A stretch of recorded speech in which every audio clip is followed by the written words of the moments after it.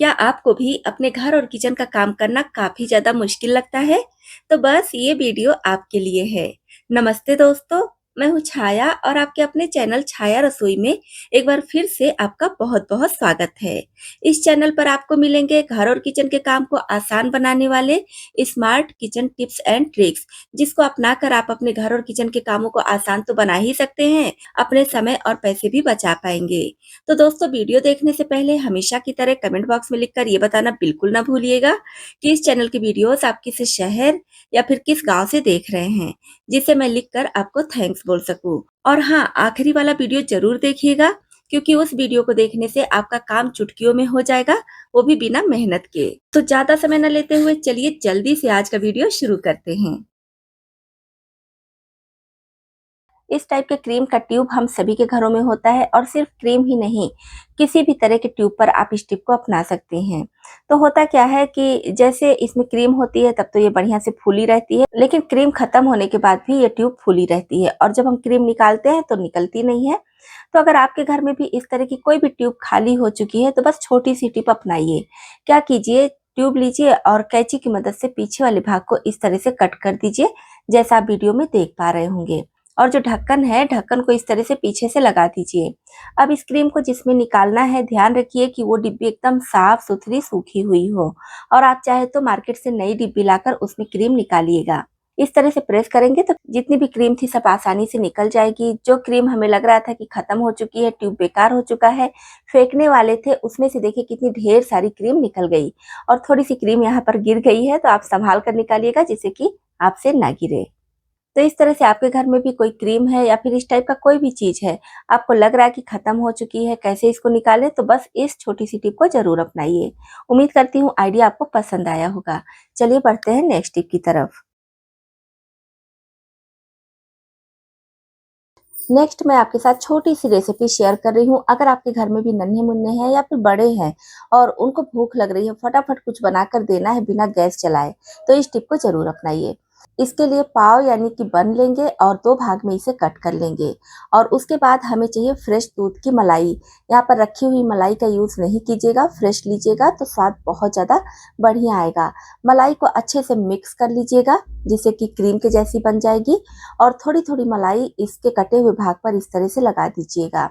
उसके बाद थोड़ी-सी पिसी हुई चीनी ऊपर से डाल दीजिए, चाहे तो चीनी के दाने भी डाल सकते हैं।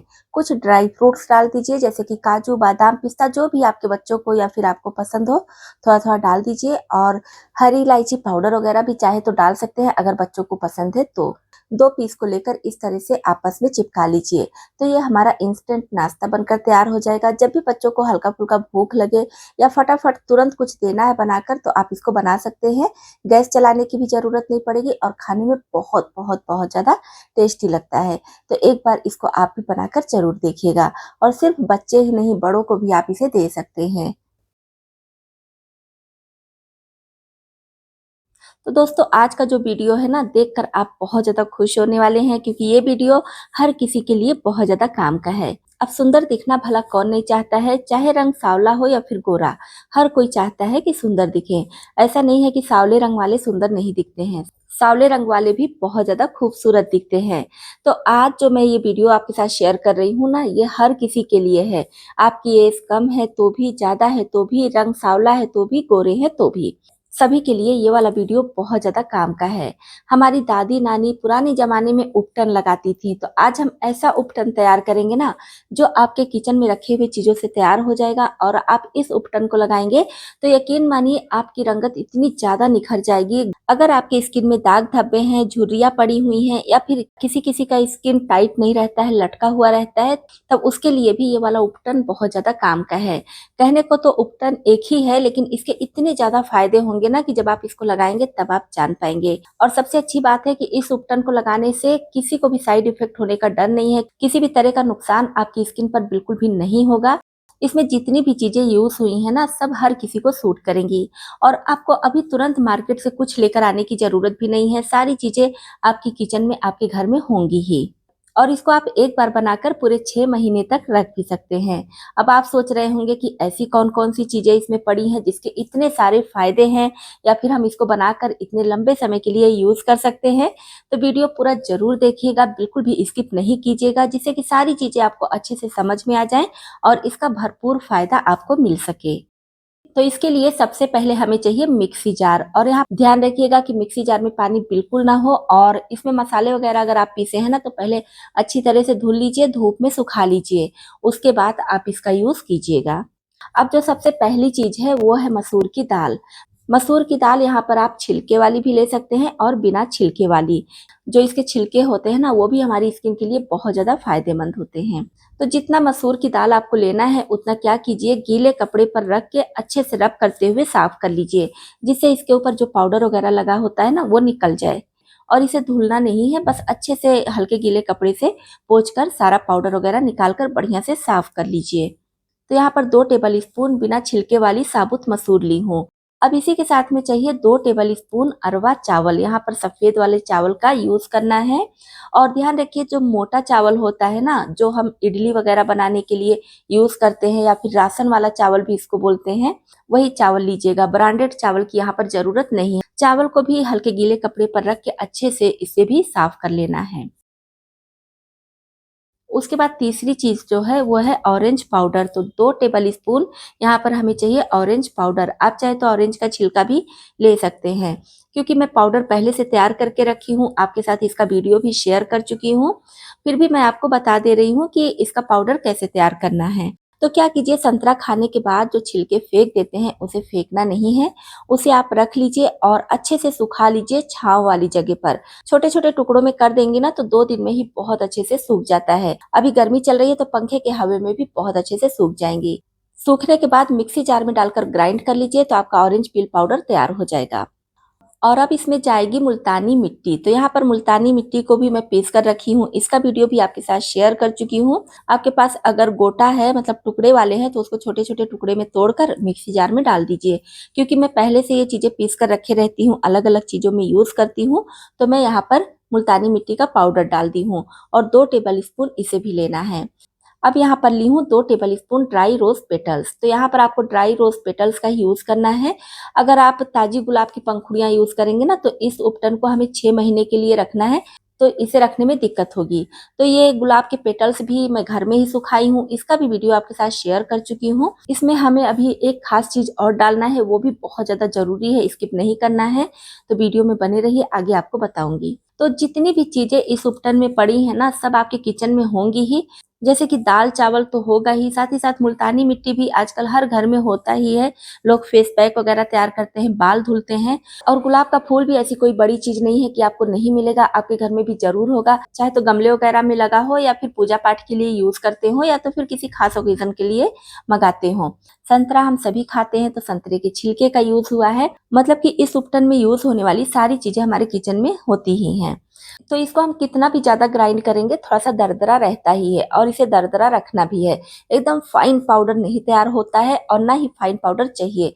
थोड़ा-सा दरदरा रहेगा ना तो स्क्रब का काम बहुत अच्छे से करता है। अब इसमें डालेंगे जायफल का पाउडर, तो ये बहुत ज़्यादा ज़रूरी है, बिल्कुल भी स्किप नहीं कीजिएगा। जायफल का पाउडर देखिए मैं तैयार करके पहले से रखी हूँ, तो थोड़ा-सा चौथाई छोटा चम्मच के करीब इसमें डाल देंगे। जायफल हमारी स्किन के लिए बहुत ज़्यादा फायदेमंद होता है। किसी भी तरह का दाग धब्बा हो उसको हटाने में बहुत ज़्यादा मदद करता है। साथ ही साथ झाइयाँ वगैरह अगर होती हैं तो भी जायफल का यूज़ होता है। तो यहाँ पर थोड़ा-सा जायफल का पाउडर ज़रूर डालिएगा। चाहे तो सारी चीज़ें जब हम इकट्ठा कर रहे थे उसी समय जायफल का छोटा-सा टुकड़ा डालकर पीस लीजिए। और इसे आप चेहरे के साथ-साथ अपने हाथ-पैरों पर भी लगा सकते हैं। तो उसी हिसाब से सारी चीज़ों की मात्रा आप ले लीजिए और तैयार करके डिब्बे में भरकर रख लीजिए। पूरे 6 महीने तक आप इसका यूज़ कीजिए। अब इसे यूज़ कैसे करना है और कब-कब यूज़ करना है ये भी मैं आपको बताने वाली हूँ। अब जितना आपको ज़रूरत हो उतना आप किसी कटोरी में निकाल लीजिए। जैसे कि मैं हाथ में सिर्फ लगाकर आपको दिखाऊँगी तो थोड़ा-सा निकाली हूँ। और अब हमें चाहिए कच्चा दूध। जी हाँ, यहाँ पर कच्चे दूध का ही यूज़ करना है, गरम करके ठंडे किए हुए दूध का यूज़ नहीं करना है। कच्चे दूध के साथ ये उपटन मिलके और ज़्यादा पावरफुल हो जाता है, तो आपको कच्चा दूध ही लेना है। कच्चा दूध मिलाने के बाद इसे रख देंगे 5 मिनट के लिए। 5 मिनट के बाद देखेंगे ये चीज़ें फूल जाएँगी, उसके बाद हम इसे अप्लाई करेंगे। अब क्या करना है, थोड़ा-थोड़ा उपटन लेना है और जैसे मैं हथेली पर लगा कर दिखा रही हूँ, इस तरह से आप लगा लीजिए। बहुत ज़्यादा रब नहीं करना है, बस हल्के हाथ से लगाइएगा चेहरे पर या फिर हाथ-पैर में, जहाँ भी आपको लगाना है। इसका एक लेयर ऐसे लग जाना चाहिए, जैसे आप देख पा रहे होंगे। तुरंत इसे रब नहीं करना है, करीब 5 मिनट के लिए छोड़ दीजिएगा।